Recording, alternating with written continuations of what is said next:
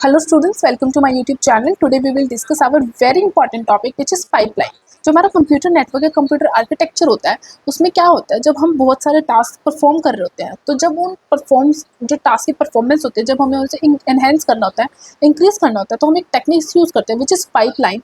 क्या करता है, कंप्यूटर के डिफरेंट बड़े बड़े टास्क को छोटे छोटे सब टास्क में डिवाइड कर देता है और वो छोटे छोटे टास्क होते हैं ना, वो डिफरेंट स्टेजेस पे परफॉर्म किए जाते हैं, हैंडल किए जाते हैं और हर एक टास्क का हर एक स्टेज का अपना एक स्पेसिफिक परफॉर्मेंस होती है, अपना ऑपरेशन होता है जो पैरेलली सब जो काम होते हैं वो पैरेलली चल रहे होते हैं और ये जो प्रोसीजर्स होते हैं वो स्टेजेस के फॉर्म में होते हैं। जो पाइपलाइन क्या करते हैं, डिवाइड कर देता है छोटे छोटे स्टेजेस में और वो एक दूसरे से कनेक्ट हो जाते हैं पाइप के थ्रू, एक स्ट्रक्चर के थ्रू। फॉर एग्जांपल हम कोई वाटर बॉटल पैकेजिंग यूनिट लेते हैं, उसके अंदर 3 प्रोसेस होते हैं, rinsing the bottle, filling water in the bottle and sealing bottle. ये 3 प्रोसेस होंगे।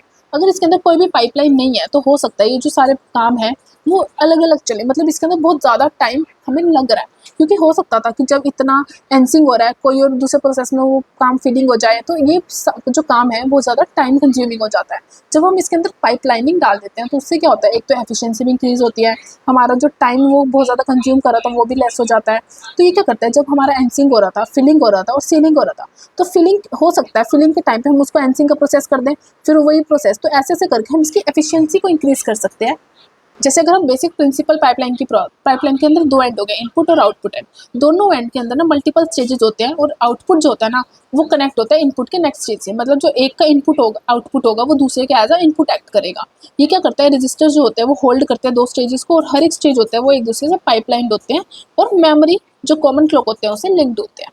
अब क्या होता है इसके अंदर ना, एग्जीक्यूशन कैसी होती है, मान लो हमारे पास इसके अंदर हम नॉन ओवरलैप एग्जीक्यूशन बनाए तो इसके अंदर हमें साइकिल कितने लगेंगे, हमारे पास 3 प्रोसेस हैं, 3 साइकिल्स हैं। अब हर एक प्रोसेस ना अपना अपना अलग अलग टाइम ले रहा है और कोई भी एक दूसरे को इंटरप्ट नहीं कर रहा, उसकी वजह से जिसको टोटल साइकिल लग रही है वो 6 लग रही है। बट जब हम ओवरलैप एग्जीक्यूशन करते हैं तो इसके अंदर इसको साइकिल कितनी लग रही है, 4 लग रही है, क्योंकि 2 के टाइम पे हम 1 को एग्जीक्यूट कर पा रहे हैं, 2 के टाइम पे 1 को एग्जीक्यूट कर पा रहे हैं, जिसकी वजह से जो नंबर ऑफ साइकिल्स है वो उसका जो टाइम है वो डिक्रीज हो जाता है। अब अगर इसके टाइप्स की बात करें तो इसके बेसिकली 2 टाइप होते हैं, arithmetic pipeline and instruction pipeline. जो इंस्ट्रक्शन पाइपलाइन होता है ना इसके बहुत सारे आगे फेजेस होते हैं। क्या करता है, इंक्रीज कर देता है थ्रूपुट को और रिड्यूस करता है इंस्ट्रक्शन को, ताकि हम हर एक की एग्जीक्यूशन एक डिफरेंट अदर सेगमेंट्स में परफॉर्म कर सकें। जैसे हमें कोई भी पाइपलाइन को एग्जीक्यूट करना है तो इनपुट होगा आउटपुट होगा, उनके बीच में बहुत सारे स्टेजेस होते हैं जिसके अंदर रजिस्टर्स होते हैं और ये सारे एक ऐसा modern day assembly line setup होता है कि कैसे ये सारे एग्जीक्यूट हो सकते हैं। अब फेजेस क्या होते हैं, फैच करना, डिकोड करना, एग्जीक्यूट करना, फिर मेमोरी में फिर रीड बैक करना। फैच करना, execute, decode execute, fetch decode execute, तो ये हम ऐसे परफॉर्म कर सकते हैं ताकि हमारा जो पाइपलाइन वाला वेरिएशन है वो ईजिली अच्छे से चले।